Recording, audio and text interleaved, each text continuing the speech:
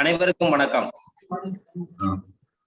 எல்லாம் வல்ல இறைவனின் திருவருளால் ரோட்டரி மாவட்டம் மாவட்ட ஆளுநர் ரோட்டரி டி செல்வநாதன் அவர்களின் சீரிய தலைமையில் rotary club of Karaikal French city வழங்கும் காலை சக்கரம் மனிதனின் இயற்கை வாழ்வியல் முறை இந்த திட்டத்தை சிறப்பாக செயல்படுத்திக் கொண்டிருக்கும் rotary club of Karaikal French city உதவி ஆளுநர் ரோட்டரியன் ரவி அவர்களுக்கும், தலைவர் ரோட்டரியன் ஆர் குணபாலன் அவர்களுக்கும், செயலாளர் டி எஸ் ராஜ்குமார் அவர்களுக்கும், மற்ற சங்க உறுப்பினர்களையும் வரவேற்புகளையும் வாழ்த்துக்களையும் தெரிவித்துக் கொண்டு இன்று நம்முடன் இணைந்து செயலாற்றிக் கொண்டிருக்கும் ரோட்டரி கிளப் ஆஃப் பாண்டிச்சேரி சங்கத்தின் உதவி ஆளுநர் ரோட்டேரியன் ராமச்சந்திரமூர்த்தி அவர்களுக்கும், தலைவர் ரோட்டேரியன் ராயல் டொமினிக் அவர்களுக்கும், செயலாளர் ரோட்டேரியன் ஸ்ரீதர் அவர்களுக்கும், மற்றும் சங்க உறுப்பினர் அனைவருக்கும் இத்தனை நேரத்தை வாழ்த்துக்களையும் வரவேற்புகளையும் தெரிவித்துக் கொண்டு இந்த நிகழ்ச்சியை தொகுத்து கொண்டிருக்கும் தொகுப்பாளர் ரமேஷ் மோகன் அவர்களுக்கும், நிகழ்ச்சியை நமக்கு சிறப்பாக அமைத்துக் கொண்டு சில நல்ல விளக்கங்களை கொடுத்து கொண்டிருக்கும் ஆசான் கண்ணப்பன் ஐயா அவர்களுக்கும்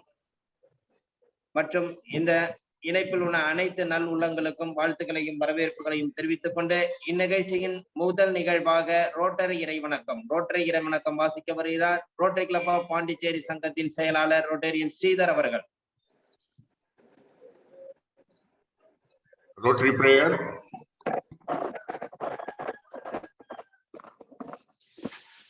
Rotary prayer. Oh God, bless us all, meeting here with good acquaintance, peace, goodwill, and fellowship through the motto of service above self.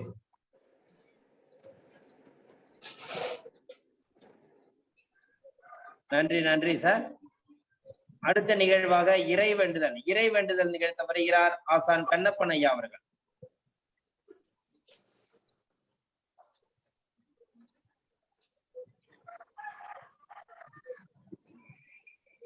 அனைவருக்கும் காலை வணக்கம்.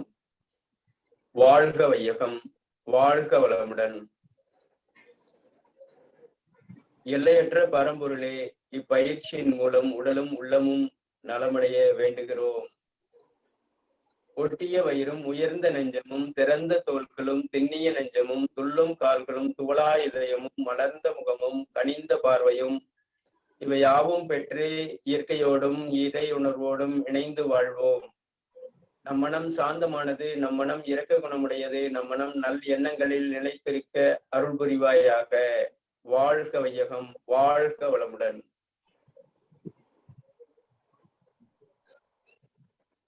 நன்றி ஐயா. அடுத்த நிகழ்வாக பிரணவ மந்திரம். நீண்ட காற்றுள் எழுத்து அகர ஓசை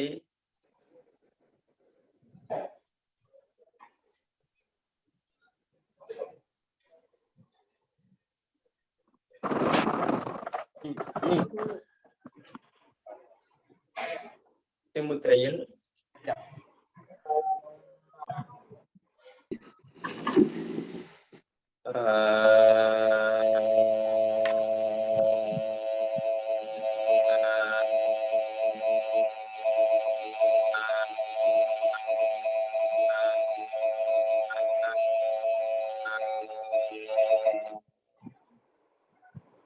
சிம்மிய முத்திரையில் நீண்ட காற்றுள் இழுத்து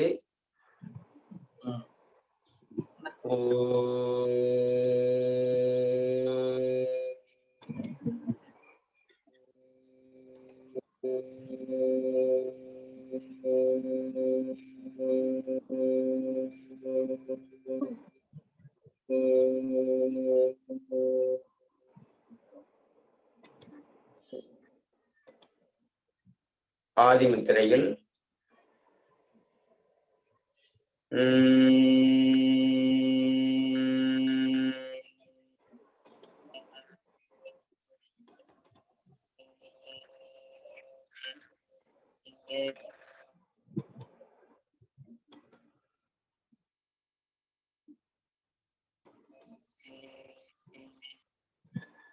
சிமுத்திரையில் நீண்ட மூச்சு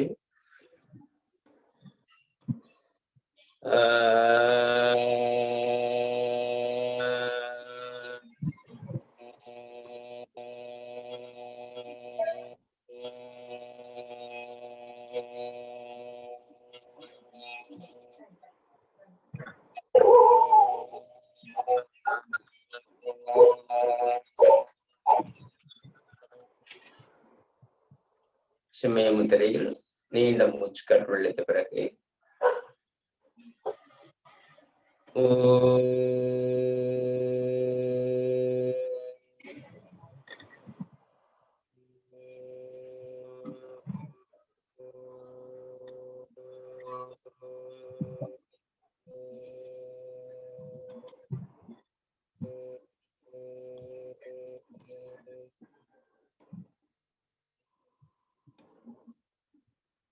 ஆதி முத்திரையில் நீண்ட மூச்சு இழுத்த பிறகு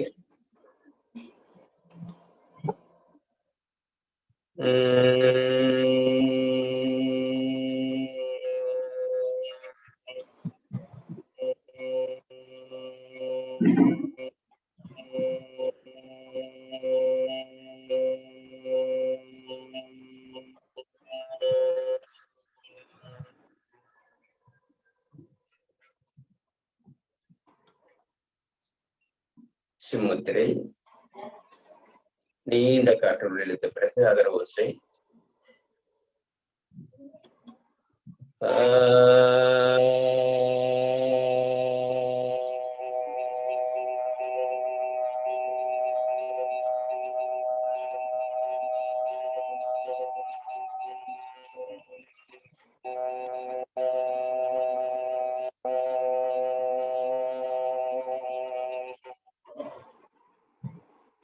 சிம்மய முத்திரையில் நீண்ட காற்றுள் இழுக்கிறோம்.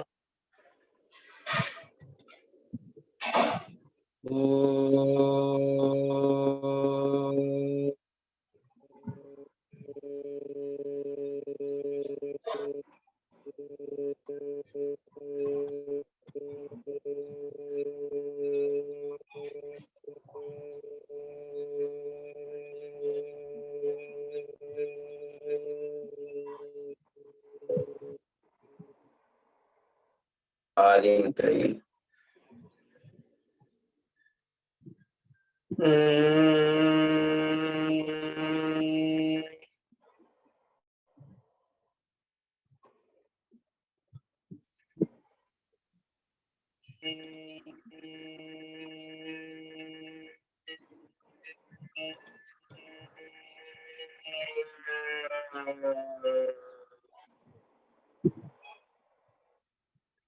வணக்கம் தெரிவித்து நம்முடைய பெற்றோர்களை வணங்கிக் கொள்கிறோம். இந்த ஒப்பற்ற யோக கல்வியை கொடுத்த சித்தர்களை நினைவுபடுத்திக் கொள்கிறோம். அவ்வழியில் பயணிப்போம் என உறுதி எடுத்துக் கொள்கிறோம். எல்லோருக்கும் எல்லா வளமும் நலமும் கிடைக்க வேண்டும் என இறையாற்றலை வேண்டிக் கொள்வோம். வாழ்க வையகம், வாழ்க வளமுடன். நன்றி நன்றி ஐயா. அடுத்த நிகழ்வாக மூட்டு இயக்க பயிற்சி சூப்பர் பிரைன் யோகா அளிக்க வருகிறார் பூங்கொடி கண்ணப்பன் அம்மா அவர்கள்.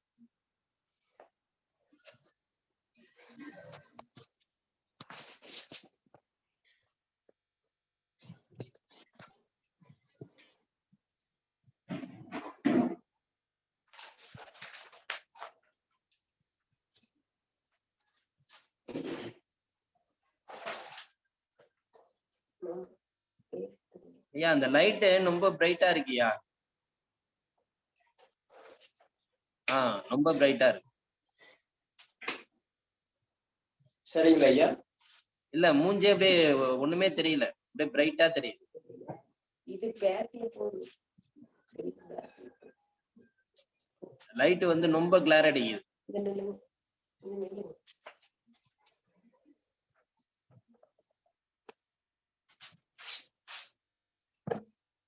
தெரியுதா? கரெக்டா இருக்கு. ஆனா மூஞ்சி ரொம்ப பிரைட்டா இருக்குயா, கிளார் அடிக்குது.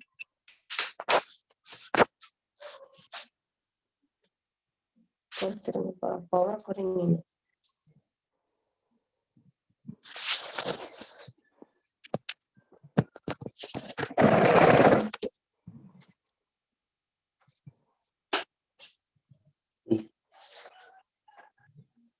தெரியல.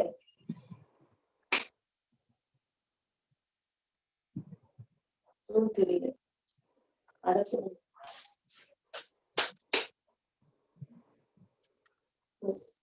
இன்னொரு லைட் நிப்பாட்டிங்கன்னா நிப்பாட்டுங்கம்மா. ஐயா ஒரு லைட் தாங்க எரியுது. அப்படிங்களா? சரி, ஓகே. இன்னொன்னு எதை நிப்பாட்டினீங்க நல்லா கிளியரா இருந்துச்சு.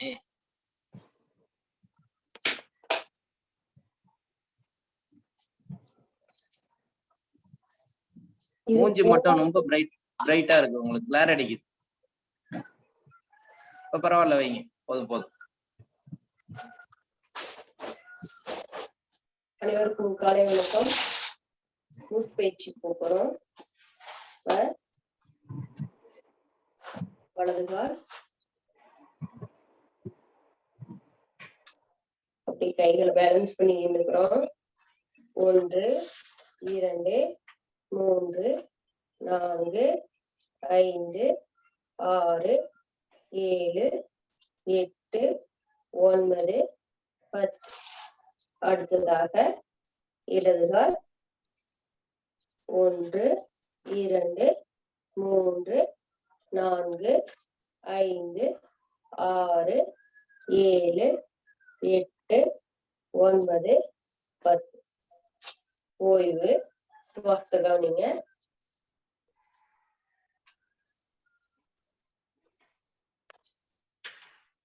அடுத்ததாக இடுப்பயிற்சி போகிறோம். முன்னும் பின்னும் குனிய போறோம். சுவாசத்துல கவனத்தை வைங்க. நீண்ட மூச்சு காற்று உள்ளிழுத்து கீழே குனியில வெளிவிட்டு பின்னோக்கி வளையில மூச்சிருக்கிறோம்.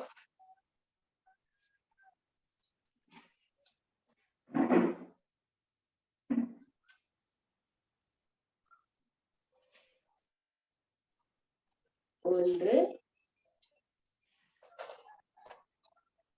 கால் விரிந்த நிலையில்.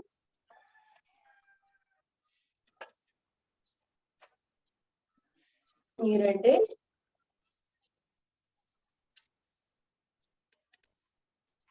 3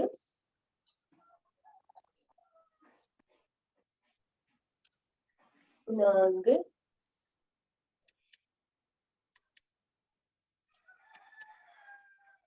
5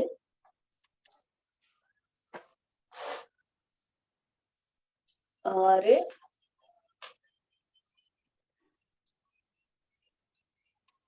7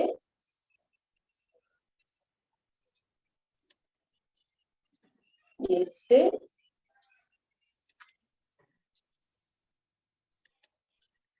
9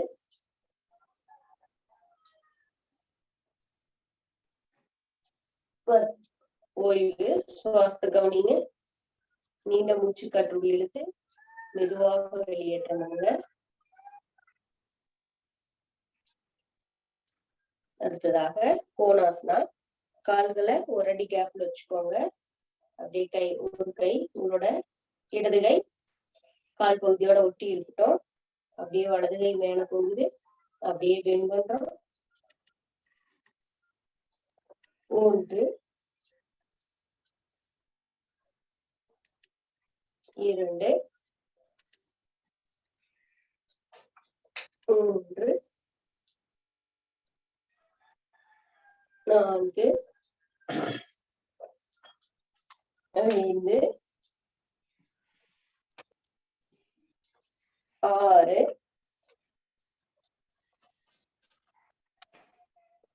7 8 9 10. ஓய்வு. சுவாசத்தை கவனிங்க. நீண்ட மூச்சு காற்றுள்ள இருந்து மெதுவாக வெளியேற்றம் பண்ணுங்க. அடுத்ததாக தோள்பட்டை கால்கள் சேர்ந்து இருக்கட்டும். அப்படியே கைகளை நெஞ்சு பகுதி கப்பல் வச்சுக்கிறோம். கைகளை போட்டு வச்சுக்கிறோம். அப்படியே கைகளை போட்டுவாரு. நீண்ட மூச்சு காற்றை உள்ளெடுத்து மூச்சு காற்றை வெளிவிட்டவாறு கைகள் அப்படியே பின்னோக்கி திருப்பி அப்படியே நீட்டுறோம். நெஞ்சு பகுதிக்கு நேராக மூச்சு காற்றை உள்ளிழுத்தவாறு அப்படியே கைகள் நெஞ்சு பகுதி கொண்டு வரோம். மீண்டும் மூச்சு காற்றை வெளிவிட்டவாறு நெஞ்சு பகுதிக்கு கொஞ்சம் மேல அப்படியே கைகளை திருப்பி நீட்டி கொண்டு போறோம்.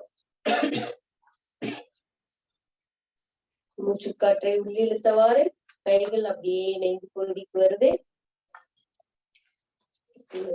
அப்படியே மூச்சு காற்றை வெளிவிட்டவாறு நம்மளுடைய தலை பகுதிக்கும் மேலே கை போயிடுச்சு.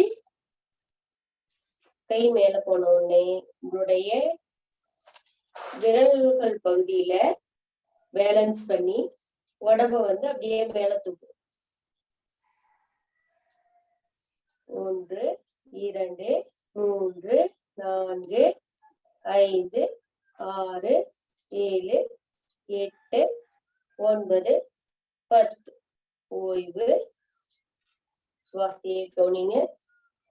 நீண்ட மூச்சு காற்றில் இழுத்து மெதுவாக வெளியேற்றப்படுங்க. மீண்டும் ஒரு ஆழமான மூச்சு காற்று மெதுவாக உள்ளிழுத்து மெதுவாக வெளியேற்றம் பண்ணுங்க. அடுத்ததாக தோப்பு கரணம். கால்கள் ஒரு அரை அடி கேப்ல வச்சுக்கோங்க. வலது கை இடது காது பிடிக்குது, இடது கை வலது காது பிடிக்குது. ஒரு 5 முறை செய்ய போறோம். 1 2 3 4 5. அடுத்ததாக கைகள் ரிலாக்ஸ் பண்ணிக்கோங்க. இப்ப இடது கை ஃபர்ஸ்ட் கொண்டு போய் முதலாவதாக வச்சுக்கிறோம். அடுத்து வலது கை கொண்டு வந்து வச்சுக்கிறோம்.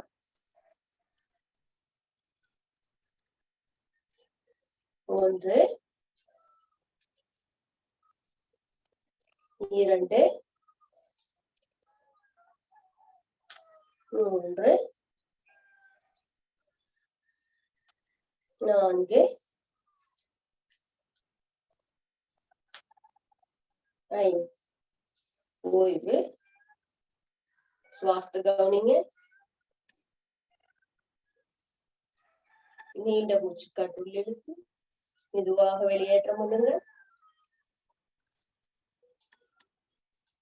மீண்டும் ஒரு ஆழமான மூச்சு காற்று மெதுவாக உள்ளிழுத்து மெதுவாக வெளியேற்றம் பண்ணுங்க.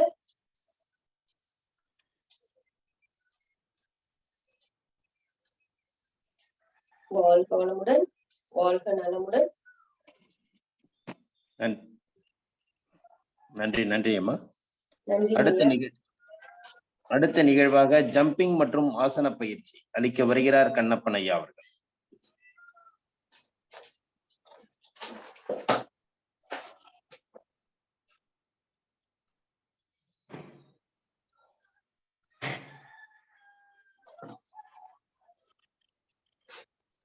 ஆழ்ந்த மூச்சுள் இழுத்து விடுகிறோம்.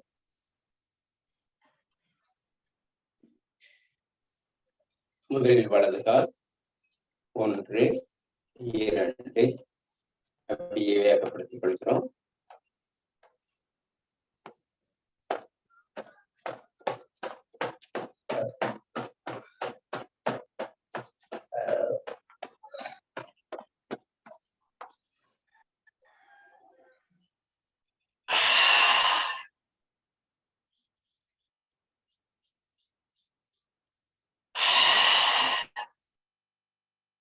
அடுத்து கால்கள் பின்னோக்கி போகட்டும்.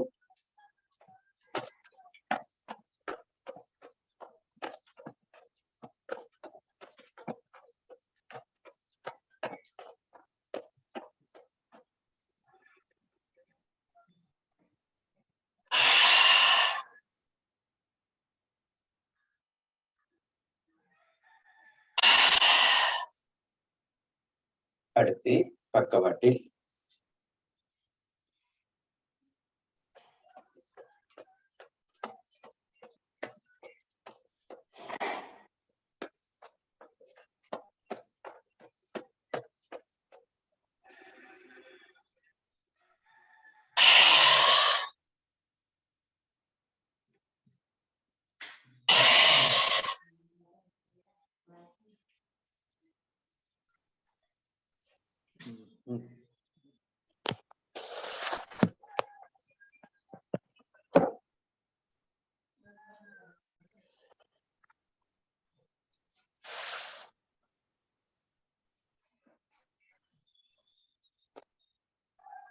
ஆழ்ந்த மூச்சு. ஐயா கொஞ்சம் வீடியோ இறக்கி வச்சுக்கோங்க.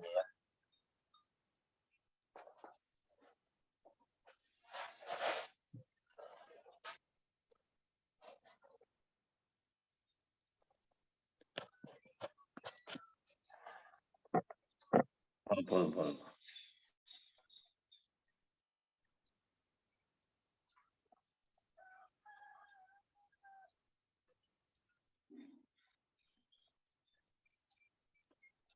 மூச்சு காற்று உள்ளிழுக்கும் பொழுது வயிற்று பகுதி மேலே வரட்டும். மூச்சு காற்று வெளிவிடும் பொழுது வயிற்று பகுதி கீழே போகட்டும்.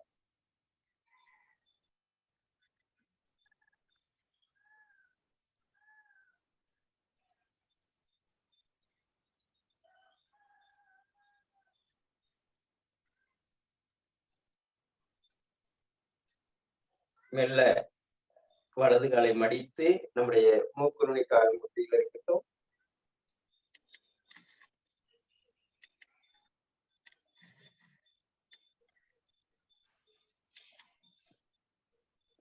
அடுத்த கால்.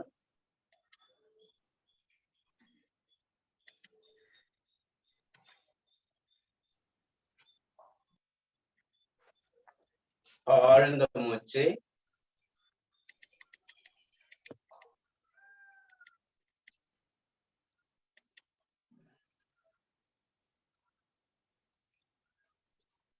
இரண்டு கால்களை சேர்த்து பிடிக்கிறோம்.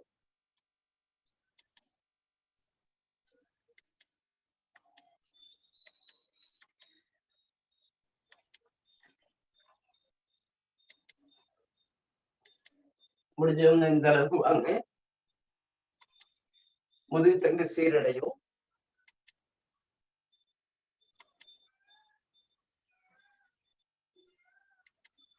அப்படியே மெல்ல இடது வலதாக சரிவாக கொண்டு வருகிறோம்.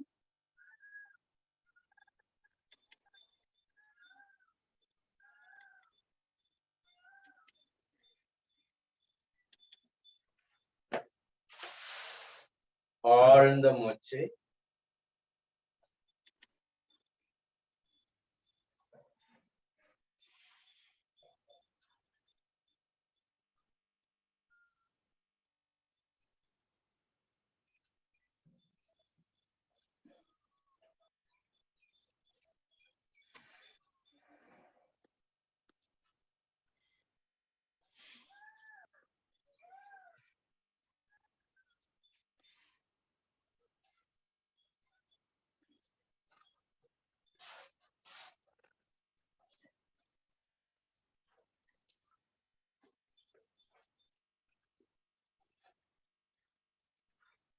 பாம்பாசனம். நன்றாக நுரையீரல் விரியும். மூச்சு தொந்தரவு சரியாகும்.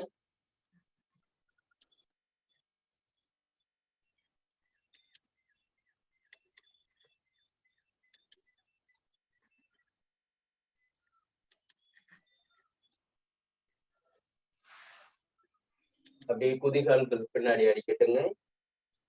1 2 3 4 5 6 7 8 9 10.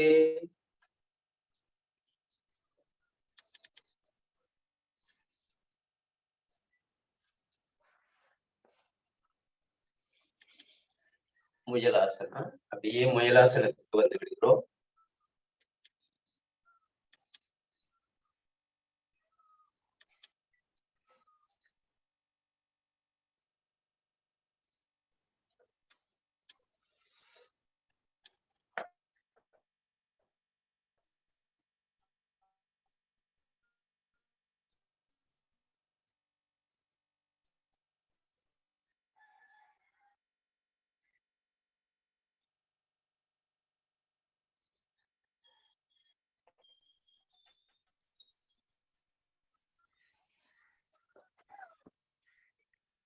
மூச்சு.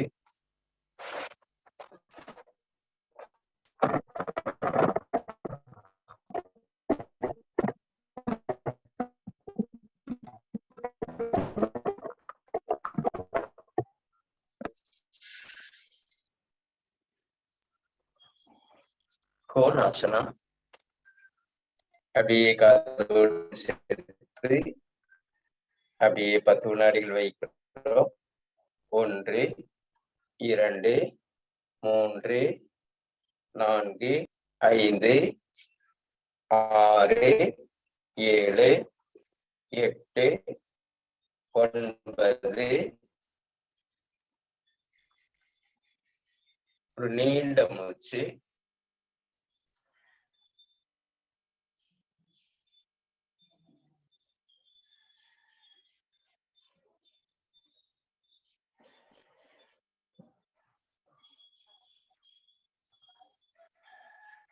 ஒன்று 2 3 4 5 6 7 8 9. ஓய்வு.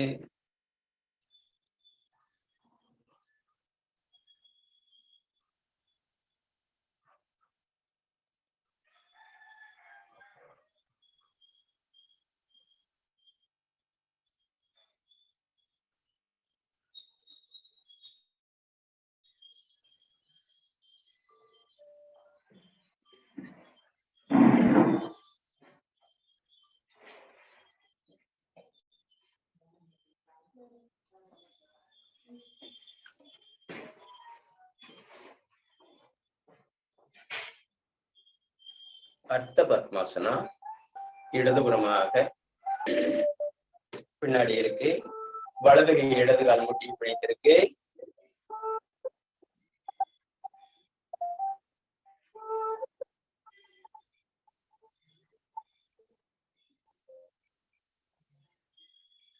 ஓய்வு.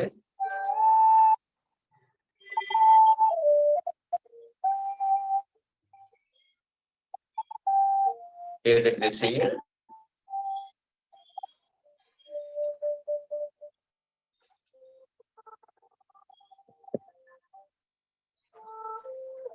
ஓய்வு.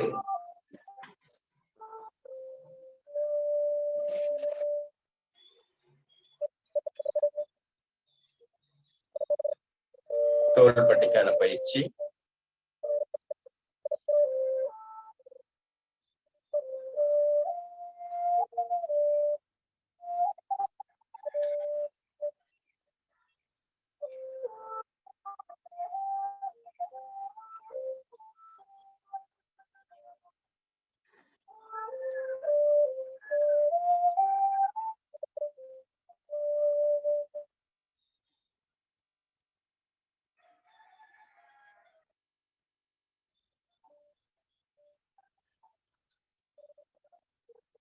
ஆழ்ந்த மூச்சு. நீண்ட காற்று இழுத்து மெல்ல வெளியேற்றுகிறோம்.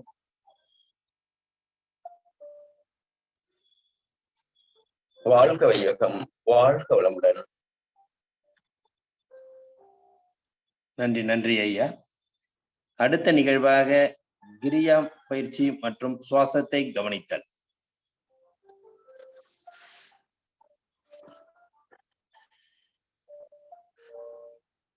இடது கையில் சிம்முத்திரை, வலது கையில் பிரணவ முத்திரை. வலது நாசி அடைத்து இடது நாசி வழியாக காற்றை வெளியேற்றுகிறோம். 1 2 3 4 5. அடுத்த நாசி. 1 2 3 4 5.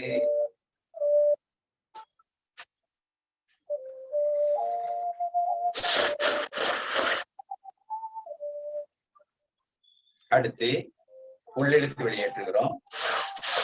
1 2 3 4 5. அடுத்த நாசி. 1 2 3 4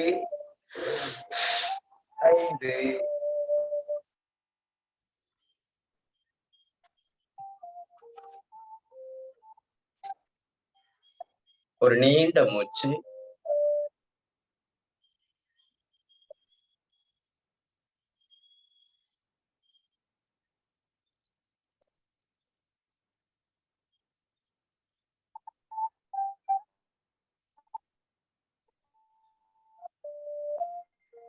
அதை விட ஒரு ஆழமான மூச்சு.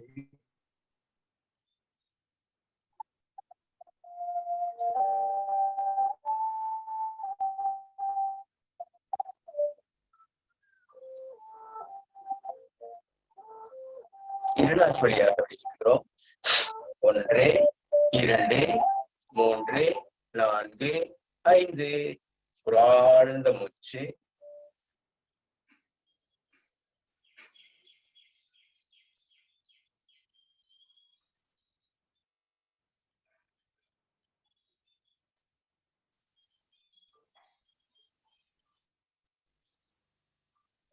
உள்ளிழுத்து வெளியேற்றுகிறோம். 1, 2, 3, 4, 5. ஒரு ஆழ்ந்த மூச்சு.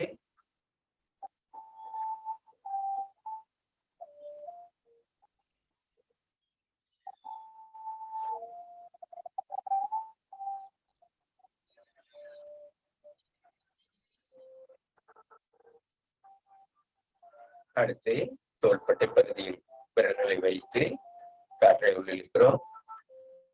1, 2, 1, 2, 1, 2, 1, 2, 1, 2.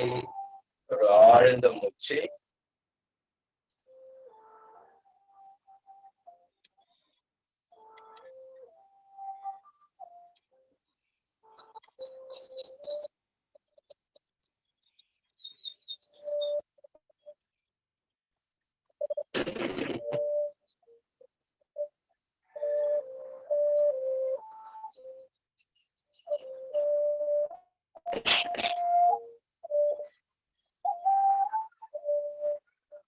ஒன்று,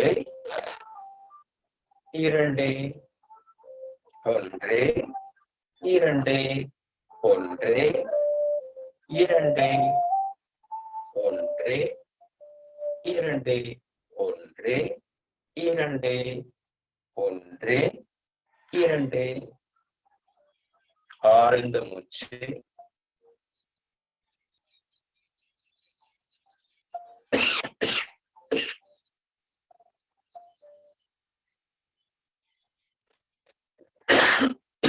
நீண்ட காற்று இழுத்து இரு காதுகளை மடைத்து மதுர மூச்சு.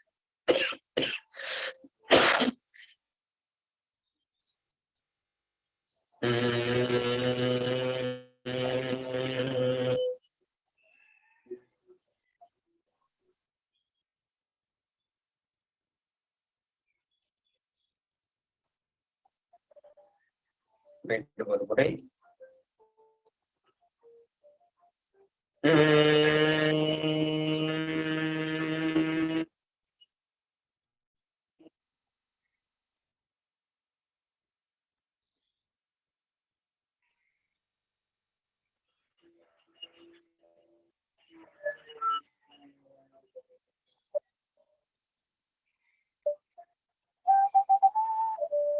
அப்படியே கைகளை முன்னாடி கட்டி கைகள் விரியும் பொழுது காற்று உள்ளே செல்லட்டும்.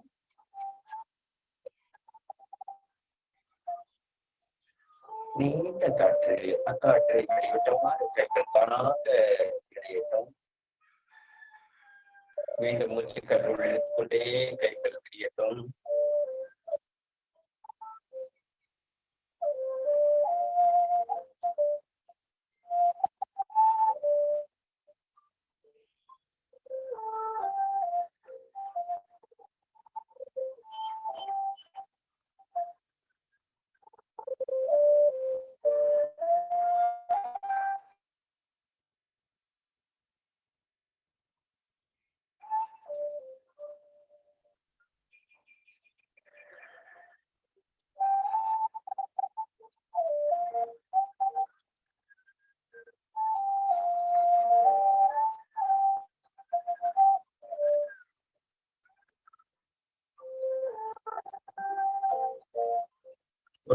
ஆழ்ந்த மூச்சுள் இழுத்து மெல்ல வெளியேற்றுகிறோம்.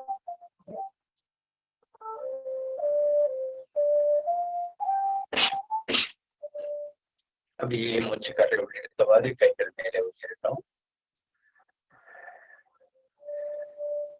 காற்றை வெளிவிட்டவாறு கைகள் கீழே வரட்டும். மீண்டும் மூச்சு காற்று உள்ளிழுக்கிறோம். கைகள் மேலே போகும்போது காற்று உள்ளே செல்லட்டும். கைகள் கீழே வரும் பொழுது காற்று வெளியேறட்டும்.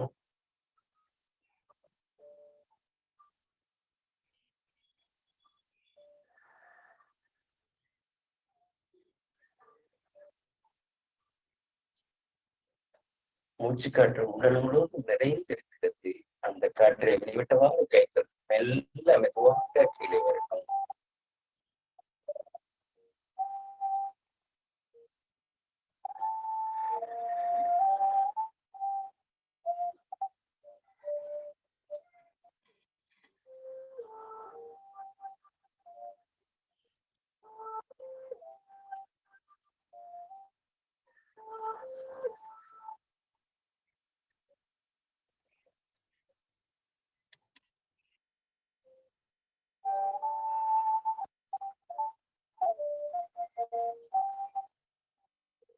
நன்றாக ஆசனங்கள் மூச்சு பயிற்சி கிரியா செய்ததால் உடலும் உள்ளமும் புத்துணர்வோடு இருக்கிறது. அப்படியே சுவாசத்தை கவனிக்கும் நிகழ்வுக்கு செல்கிறோம். உள்மூச்சு வெளிமூச்சிலேயே கவனத்தை வைக்கிறோம். நம்முடைய கவனம் உருவ மத்திக்கு அப்படியே போகட்டும். உருவ மத்தியில் சுவாசிப்பதாக கற்பனை செய்து சுவாசத்தை கவனிக்கிறோம்.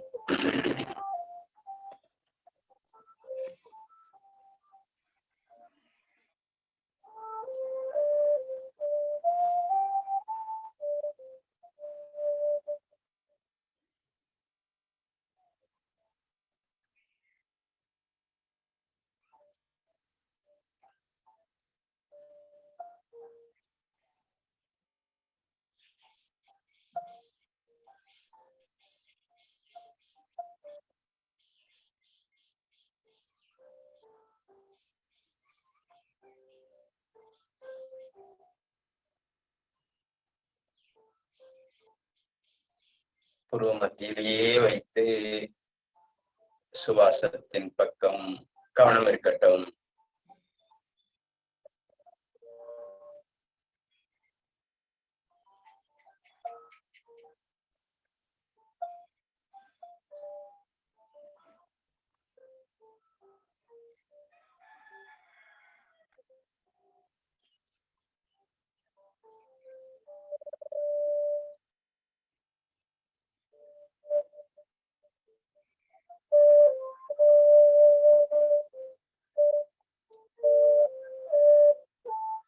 நம் சுவாசத்தோடு அப்படியே மனமும் பயணிக்கிறது.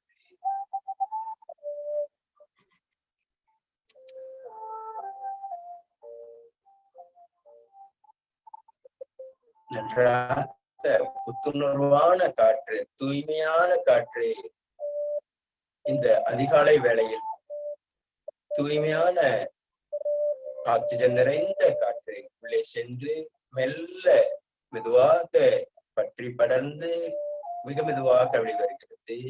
அது தானாக நிகழ்கிறது. அந்த நிகழ்வை கவனிப்பாளராக கவனித்துக் கொண்டிருக்கிறோம்.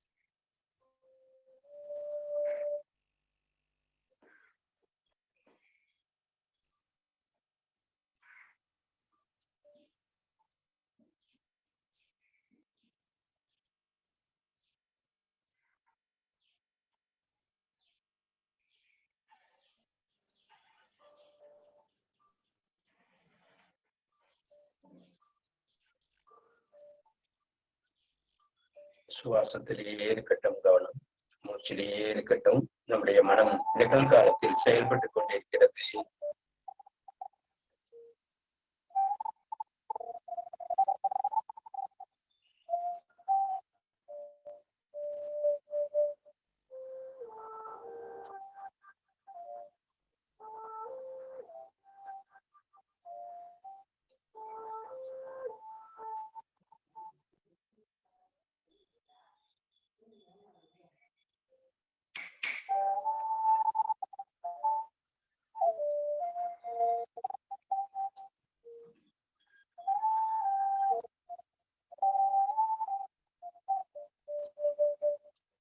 மெல்ல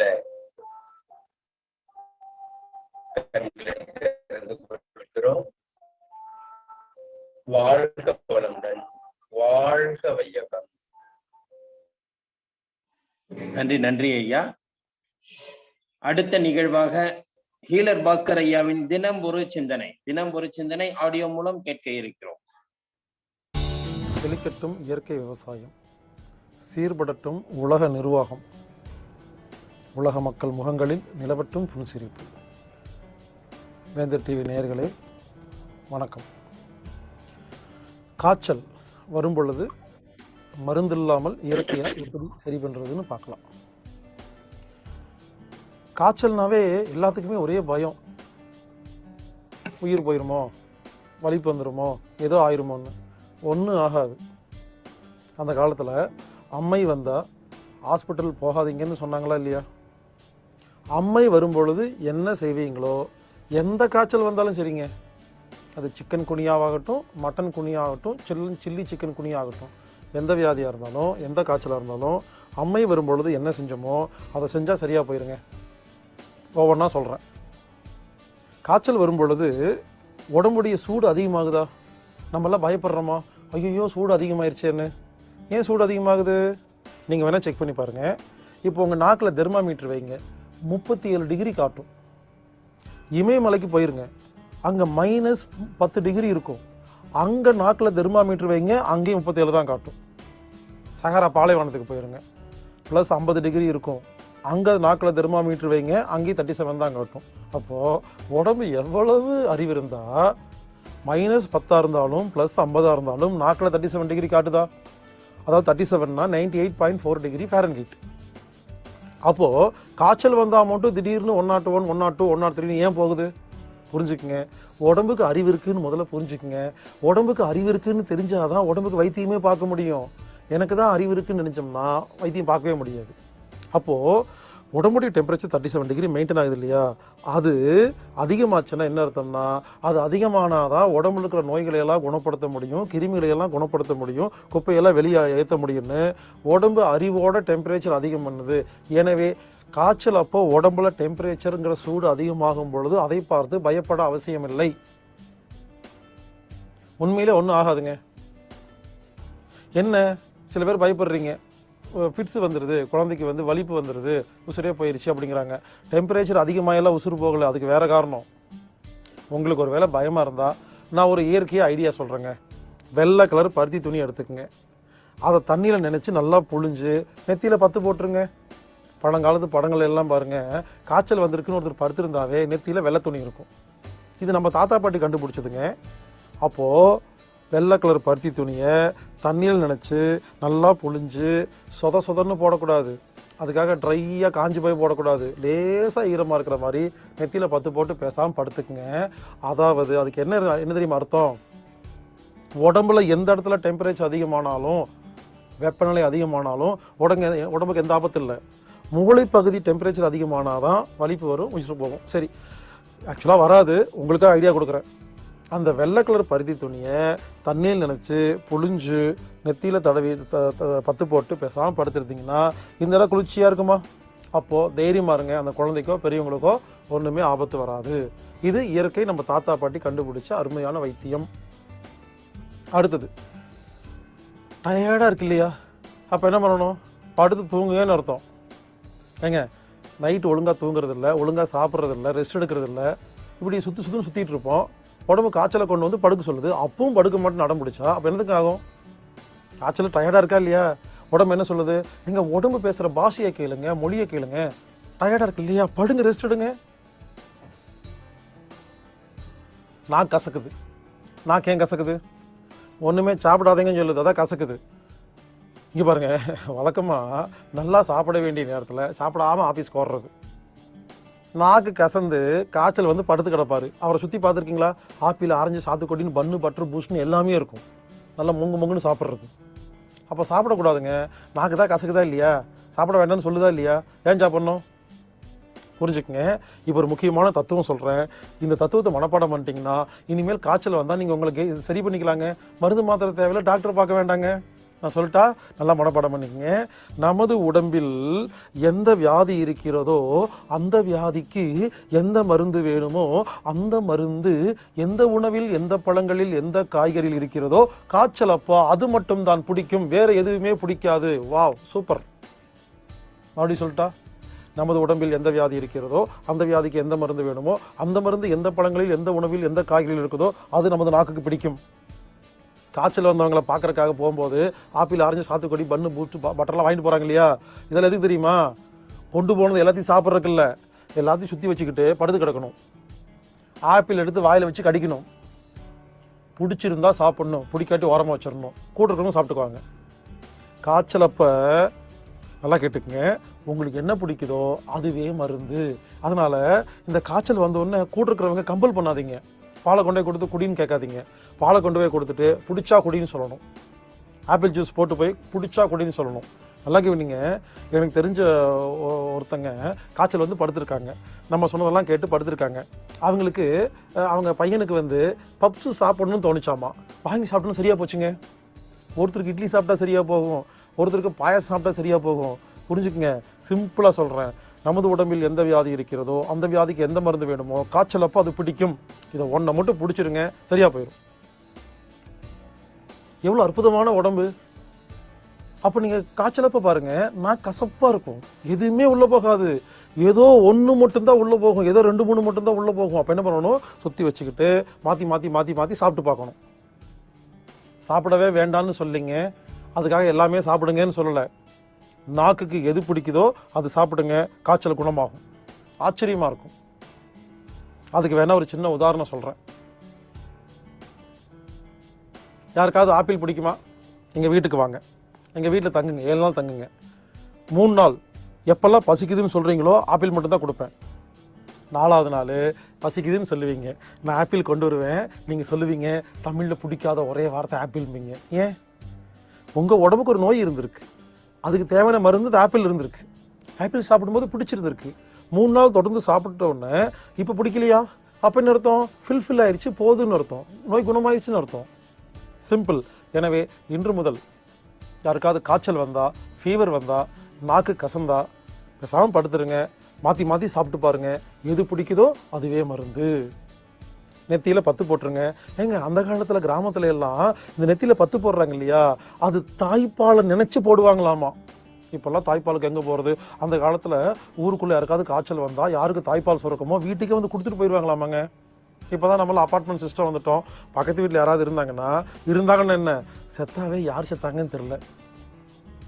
எனவே காய்ச்சல் வந்தால் இனிமேல் ஒரு அம்மை வரும்பொழுது என்ன செய்வோமோ அது செஞ்சால் போதுங்க. ரெஸ்ட் எடுக்கணுங்க, நாக்கு பிடிச்சதை சாப்பிடுங்க, டெம்பரேச்சர் அதிகமாக பற்றி கவலைப்பட வேண்டாம், படுத்து போட்டுக்கணும், நல்லா படுத்து ரெஸ்ட் எடுங்க. இந்த மெடிக்கல் லீவுன்னு சொல்கிறாங்க இல்லையா, அது எதுக்கு இருக்கு? காய்ச்சல் வந்தால் படுக்க மாட்டோம். யாராவது ஊர்லேருந்து வந்தாங்கன்னா ஊரை சுற்றி காமிக்கிட்டு மெடிக்கல் லீவ் போய் சொல்லிட்டு எடுப்போம். அந்த பாவம் தான் இது. இனிமேல் காய்ச்சல் வந்தால் மட்டும் மெடிக்கல் லீவ் எடுங்க, 4 நாள் ரெஸ்ட் எடுங்க, நல்லா தாங்க இருப்போம். காய்ச்சல் நல்லது. காய்ச்சல் வரும்பொழுது உடம்பு தன்னைத்தானே குணப்படுத்திக் கொள்கிறது. எனவே காய்ச்சல் வரும்பொழுது இயற்கையாக சரி செய்யுங்கள், செயற்கையாக எந்த வேலையும் செய்யாதீர்கள். இப்படி செய்தால் நாம் வாழ்வோம் ஆரோக்கியமாக. நன்றி நன்றி ஐயா. தினம் ஒரு சிந்தனை அற்புதமான விளக்கத்துடன் காய்ச்சலை பற்றி இன்றைக்கு நமக்கு அருமையான ஒரு விளக்கத்தை கொடுத்த ஹீலர் பாஸ்கர் ஐயாவுக்கு நன்றியை தெரிவித்துக் கொண்டு, அடுத்த நிகழ்வாக தினம் ஒரு வாழ்வியல் விளக்கம் அளிக்க வருகிறார் ஆசான் கண்ணப்பன் ஐயா அவர்கள்.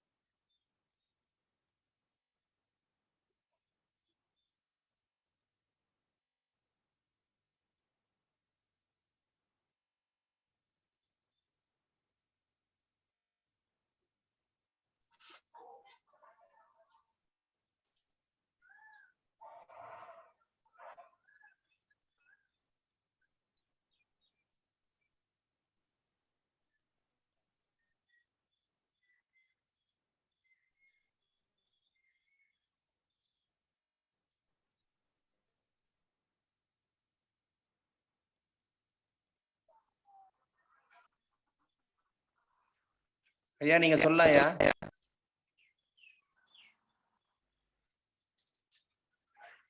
வாழ்க வளமுடன்.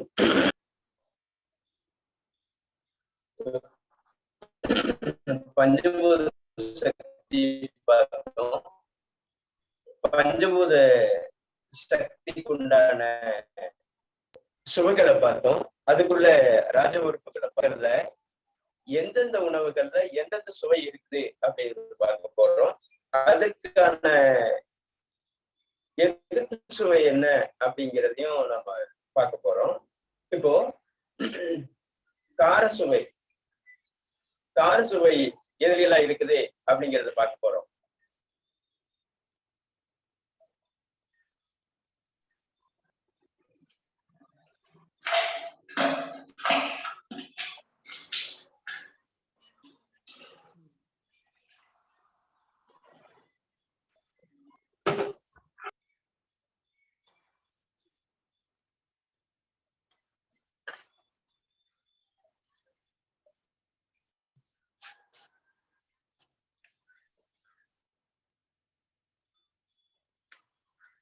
குறிப்பா காரம் ஏற்கனவே பார்த்திருக்கிறோம். மிளகு, வாசனை திரவியங்கள் அப்படின்ட்டு. கீரைகளை அரைக்கீரை, அதாவது அந்த மெயினா இந்த கடைக்கல்ல போண்டாவுக்கு அந்த அரைக்கீரையை போடுவாங்க சுவையை கூட்டுறதுக்காக வேண்டி. நல்ல ஒரு மலச்சிக்கல் எல்லாம் இருக்கிற போது நீங்க அந்த அரைக்கீரையை வாங்கி சூப்பாக வச்சு குடிக்கலாம். மழை காலத்துல அதிகமாக உட்கொள்ள வேண்டிய கீரைகள்ல அரைக்கீரையும் ஒண்ணு. அடுத்து பாத்தீங்கன்னா சிறுகீரை, நல்ல சுவையுடையதாக இருக்கும். அந்த சிறுகீரை அகத்திக்கீரைக்கு இணையாக கிட்டத்தட்ட வரும். உடம்புல இருக்கக்கூடிய நச்சுக்களை வெளியெடுக்கிறதுக்கு மருத்துவமனைகள்ல கொடுத்தக்கூடிய மருந்துகள், அடுத்து சாப்பிடக்கூடியதுல உரம் போட்டு தயார் பண்றாங்க இல்லைங்களா, அந்த நச்சுக்களையும் எடுக்கிறது. ஆல்கஹால், ஸ்மோக்கிங் பண்றது, நிக்கோடின், ஆல்கஹாலை வெளியேற்றுறதுலயும் அந்த சிறுகீரை துணை செய்யும். பல நபர்களுக்கு நம்ம கிட்னி ஃபால்ட் ஆனவங்களுக்கு சிறுகீரையும் கோவை இலைன்ட்டு இருக்கு, அந்த கோவை இலையிலையும் சூப் வச்சு கொடுத்தே நம்ம குணமாக்கி இருக்கிறோம். அதனால சிறுகீரையிலையும் காரம் இருக்கு. அடுத்து பாத்தீங்கன்னா நச்சுக்கொண்ட கீரை, வேலைக்கீரை, கருணைக்கிழங்கும் கிட்டத்தட்ட கார சுவையுடையது. ஏன் கருணைக்கிழங்க நம்ம பயிற்சி இருக்கிற போது கொடுக்குறோம் அப்படின்னா, அந்த கார சுவை இருக்கிறதுனால மலத்தை வெளியேற்றும். கட்டாயம் அந்த கருணைக்கிழங்கு லேகியம்னே இருக்கு. கடைகள்ல பயிற்சி உடையவங்களுக்கு கருணைக்கிழங்கு லேகியம் கொடுப்பாங்க. அதனால கருணைக்கிழங்கு லேகியம். பொரி இருக்கு இல்லைங்களா, பொரி சாப்பிடுறோம் இல்லையா, அந்த பொரி கூட காரத்தன்மையானது. பொரி, கோதுமை, வெள்ளரி, இதெல்லாம் கார சுவையுடையது. அடுத்து பாத்தீங்கன்னா கசப்பு சுவை. தேன் பாத்தீங்கன்னா இனிப்பு போல தெரியும், ஆனா உள்ள போய் அது மாறுறது கசப்பு சுவையாக மாறும். அதே போல தேங்காய் இனிப்பு கலந்த மாதிரி இருக்கும், ஆனா உள்ள போய் அது கசப்பாக மாறும். கத்திரி பிஞ்சு, கத்திரிக்காய், சுண்டைக்காய், மிதிபாகக்காய், முருங்கைக்கீரை கொஞ்சம் உப்பு கலந்திருக்கும். வல்லாரக்கீரை, தூதுவளக்கீரை, திக்கக்கீரை, ஆவாரம்பூ, கரிசாலை கொஞ்சம் துவர்ப்பும் உப்பும் கலந்திருக்கும். அதே போல கருவேப்பிலையும் கொஞ்சம் துவர்ப்பு கலந்திருக்கும். இப்படி முருங்கைப்பூ, இதெல்லாம் கசப்பு சுவையுடையது.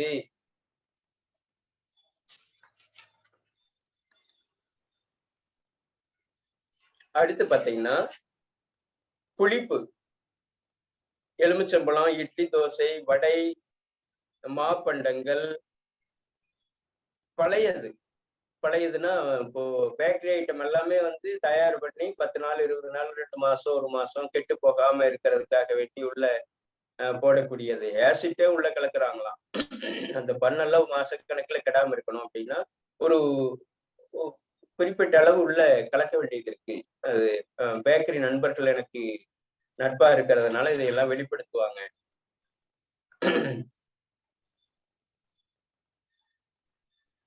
வெந்நீர் சோறு, புழுங்கல் அரிசி கொஞ்சம் புளிப்பு குறைவு, பச்சரிசி வந்து புளிப்பு அதிகம். அடுத்து கடலை, வாதுமை பருப்பு. இப்படி புளிப்பு சுவை உள்ள பட்டியல்ல நீங்க போட்டுக்கலாம். எதாவது புளிப்பு அப்படிங்கிறது. இனிப்பு நம்மளே ஏற்கனவே பார்த்திருக்கோம். இனிப்புங்கிறது வந்து எல்லாத்துக்கும் தெரிஞ்சதுதான். அதுல வந்து வாழைப்பழம், நாவல் பழம், இலந்தை பழம், மாதுளை பழம், நாட்டு சர்க்கரை, இப்படி இனிப்பு எல்லாத்துக்குமே பரிச்சயமானதுதான். அடுத்து வந்து துவர்ப்பு. வாழைப்பிஞ்சு, அத்திப்பிஞ்சு, அத்திக்காய்,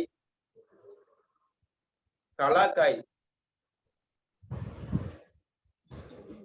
பேரிச்சங்காய், மாம்பருப்பு. நல்ல அந்த பேதி ஆகிட்டே இருக்கிறவங்களுக்கு அந்த மாங்கொட்டையில இருக்கக்கூடிய பருப்பு எடுத்து அரைச்சு கொடுப்பாங்க. அது பேதி நீக்கும். கடுக்காய்,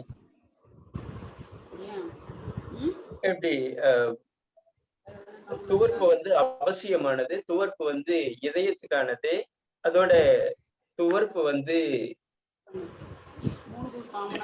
உள்ள வந்து இதயத்தை பாதுகாத்து வெப்ப சக்தியை வந்து நிலைநிறுத்தக்கூடியது.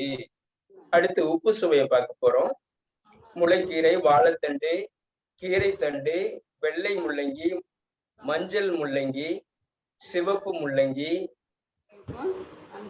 வெண்பூசணிக்காய், புடலங்காய், சுரக்காய், பீக்கங்காய், மணத்தக்காளி கீரை, வெங்காயத்தாள், முள்ளங்கி கீரை, கோசு, வெள்ளரி பிஞ்சு, நெல்லிக்காய். நெல்லிக்காயில கொஞ்சம் அறுசுவையும் கலந்ததாக இருக்கும்.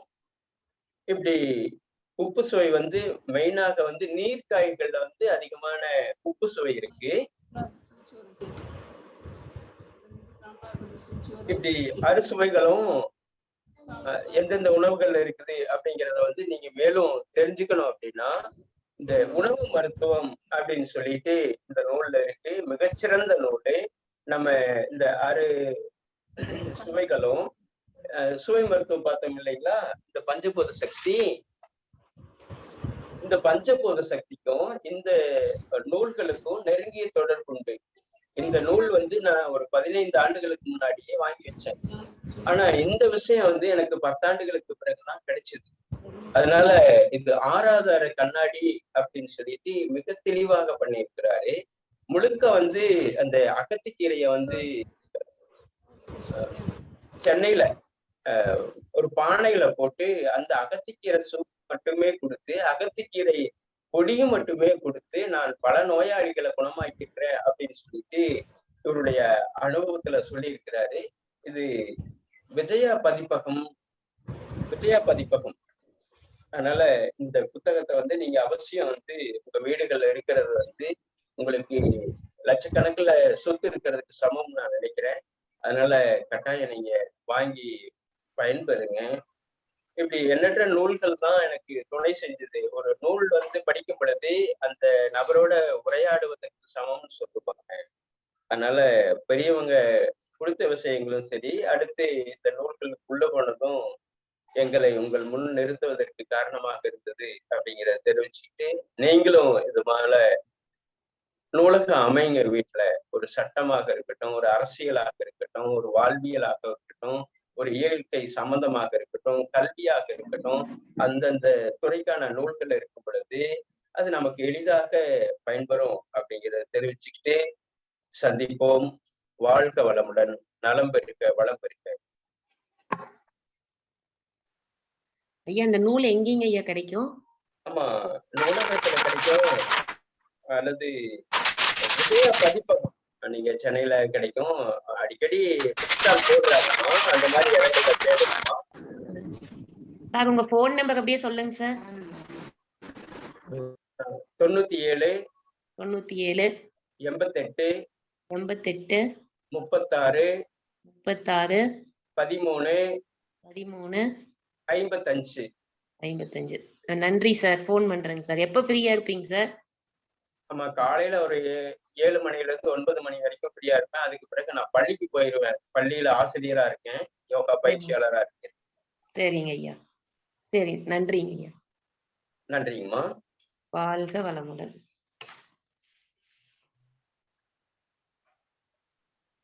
ஐயா நன்றிங்க நேத்தி ஐயா. ஒரு ஐயா கண்ணப்பையா வணக்கம், சொல்லுங்கம்மா. நேத்தி ஒரு ஏதோ முதலியாருன்னு சொல்லிட்டு ஒரு நூல் போட்டான்னு சொன்னீங்களா? அது இன்னும் பேரிக்கா? அம்மா புரியலைங்கம்மா. யா இப்ப இன்னைக்கு ஒரு இன்னும் விஜயா பதிப்பகம் சொன்னீங்கல்ல, விஜய பதிப்பகம். அது பேரு? உணவு மருத்துவம். நூலினுடைய தலைப்பு உணவு மருத்துவம். மருத்துவம். அப்புறம் நேத்தி ஒரு முதலியாருன்னு ஒண்ணு போட்டீங்களே, அது என்ன ஆமா, ஐயா? அதுதாங்கம்மா, கந்தசாமி முதலியார். அந்த அவங்க போட்டதுதானா? ஆமாங்கம்மா, இவரு போட்ட நூல் தான் நேத்து நான் வெளிப்படுத்தினேன். உங்க போன் நம்பர் இப்ப சொன்னீங்கல்ல, நான் எழுத விட்டுட்டேன், சத்து சொல்லுங்களேன். 97 97 88 86 36 13 13 55. ரொம்ப நன்றிங்க ஐயா. நன்றிங்கம்மா. எந்த டைம்ல உங்களுக்கு போன் பண்ணலாம் ஐயா? ஆமா, இப்பதான் சொன்னேனே, காலையில ஒரு 7-7:30 மணிக்கு மேல 9 மணி வரைக்கும் கூப்பிடுங்கம்மா. 7:30 to 9. ஆமாங்கம்மா. சரிம்மா, ரொம்ப நன்றி ஐயா. நன்றிங்கம்மா. வாழ்க வளமுடன். வாழ்க வளமுடன். வாழ்க வளமுடன்.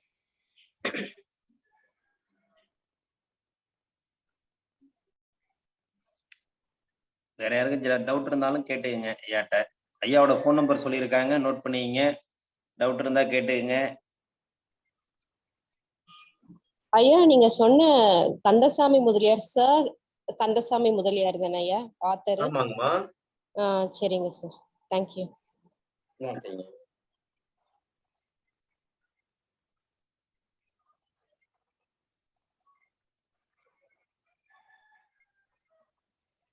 நன்றி நன்றி ஐயா. இன்று நமக்கு அற்புதமான விளக்கங்களையும் நல்ல அறிவுரைகளும் கூறி நல்ல ஒரு விளக்கத்தையும் அளித்த ஆசான் கண்ணப்பன் ஐயாவிற்கு நன்றியை தெரிவித்துக் கொள்கிறோம். இந்த நிகழ்ச்சியை சிறப்பாக வழங்கி கொண்டிருக்கும் ரோட்டரி கிளப் ஆஃப் காரைக்கால் ஃப்ரெண்ட்ஸிற்கும் மற்றும் இன்று நம்முடன் இணைந்து பணியாற்றி கொண்டிருக்கும் ரோட்டரி கிளப் ஆஃப் பாண்டிச்சேரி சங்கத்திற்கும் மற்றும் இன்று இந்த நிகழ்வில் கலந்து கொண்டிருக்கும் அனைத்து நல்வுள்ளங்களுக்கும் இத்தருணத்திலே வாழ்த்துக்களையும் நன்றிகளையும் தெரிவித்துக் கொண்டு இந்த நிகழ்வு சிறப்பானதொரு நிகழ்வாக அமைய இனிவரும் காலங்களில் தாங்கள் அனைவரிடமும் இந்த கருத்துக்களை சொல்லி, நிறைய பேர் குரூப்ல போடுறீங்க, நல்லா இருக்கு, சிறப்பா இருக்கு, சந்தோஷமா இருக்கு, இந்த பயிற்சி என்னால இன்னைக்கு கலந்துக்க முடியல அப்படிங்கிறதெல்லாம் நிறைய கலந்துக்கிறீங்க, போடுறீங்க, ஆடியோவாகவும் வெளியிடுறீங்க. சந்தோஷம். உங்கள் சார்ந்தவர்களையும் உங்கள் நண்பர்கள், உற்றார் உறவினர்கள் யாரேனும் இருந்தாலும் இந்த நிகழ்வை பற்றி எடுத்து கூறி அவர்களையும் இந்த நிகழ்ச்சியில் கலந்து கொள்ள சொல்லி உங்கள் இந்த நிகழ்ச்சியை இன்னும் நல்ல மெருகேற்ற அனைவரும் ஒத்துழைப்பு தருமாறு அனைவரையும் அன்புடன் கேட்டுக்கொள்கிறோம். மீண்டும் இன்றைய நிகழ்வு இத்துடன் நிறைவடைகிறது. மீண்டும் நாளை சந்திப்போம் என்று கூறி விடைபெறுகிறோம். நன்றி, வணக்கம். வாழ்க வளமுடன், வாழ்க வளமுடன், வாழ்க நலமுடன்.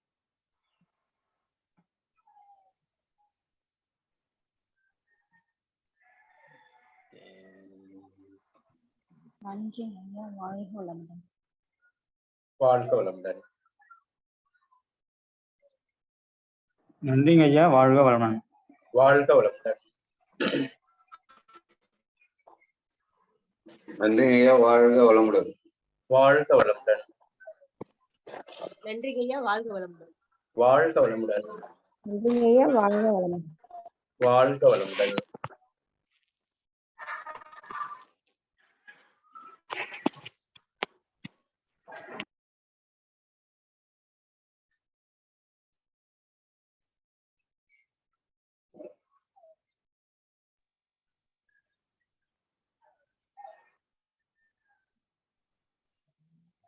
மீட்டிங் எண்ட் பண்ணிக்கலாம். Okay okay okay.